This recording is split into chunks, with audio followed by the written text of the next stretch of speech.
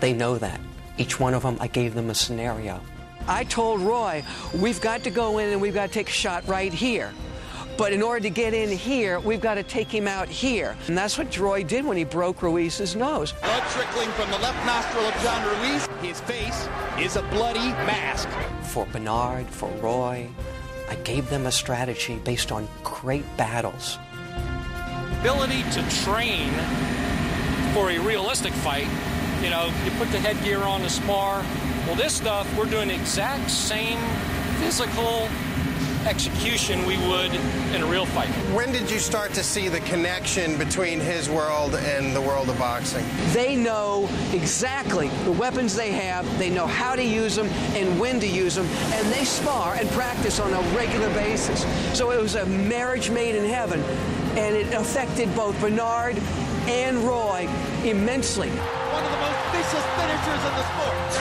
There's a solid right cross by Jones. No single thing that I could do could impart to them what being in the cockpit of an F-15 and talking to pilots that will use the term sparring and enemy and aggressor.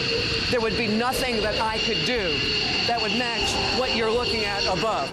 He's bringing pressure, and he's throwing real knockout bombs with both hands. These are two aggressor forces that have been trained at the 159th Fighter Wing and gotten their wings. Hopkins rips back with the right hand. And those are bombs he's throwing. A flame of pure fire. Now you've got two F-15s that are going to actually fight each other. It is a knockdown. This is absurd. Stop the fight. Lieutenant Lampert is part of an elite unit in the New Orleans Police Department called the NOPD SWAT team. I think the biggest similarity is the warrior spirit that both of these boxers possess, and that to some degree the members of my SWAT team also possess. Losing is not an option.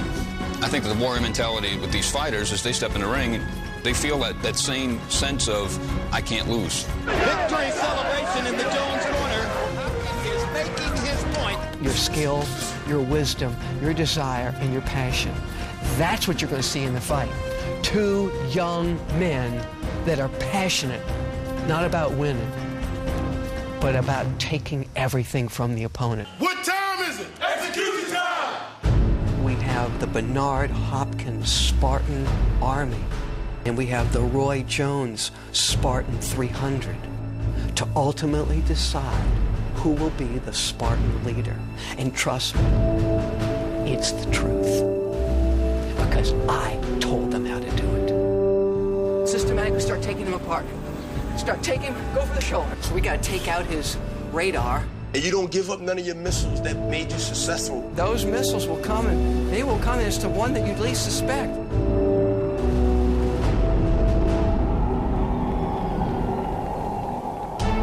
They will marshal with their own innate skills.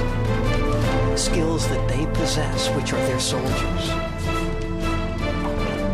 It's life or death.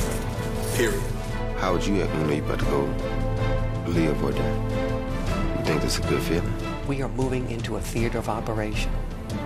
It is a 20 by 20 ring. There will be a Geneva Convention rules. There will be a Red Cross, that's the referee. You will be from this land, your opponent will be from that land. There will be rules of engagement. What a shocking turn of events! And they're fighting in the center of the ring. You assume this is a fight. War is about to break out.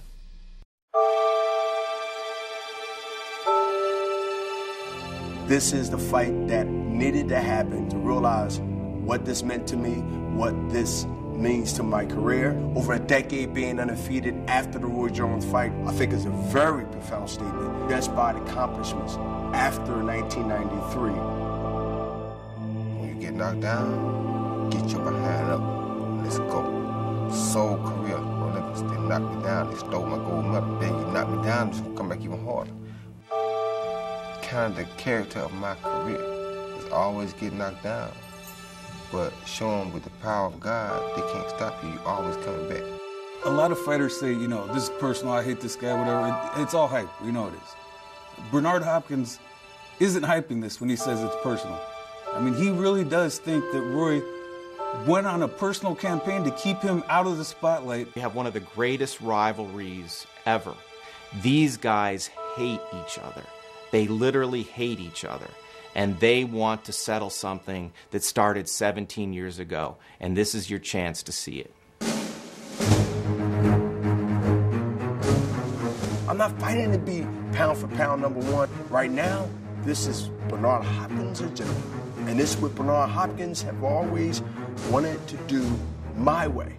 You get up for your rivals no matter what. Nobody else. You must get up for your rival. And he is my rival. We'll see April 3rd what's going down. Ain't got much to talk about. You already know how it goes. Come April 3rd, two men are going to go in there that moment and try to give it their all. You gotta like that. That rivalry inside the ring and outside the ring just really has fueled the flames. And finally on April the 3rd, that fire is going to explode. On April 3rd, I'll have my second shot at Roy Jones Jr. Already people know Hopkins once, and I'm about to do it again. My job is to knock him out on April the 3rd, and that's what I'm here to do. This time, I won't be denied. He can't get over the fact that he lost to me way back in the days, but he may as well get used to it because from April 3rd, I'm about to terminate his whole career. I'm not only going to beat him, I'm going to execute.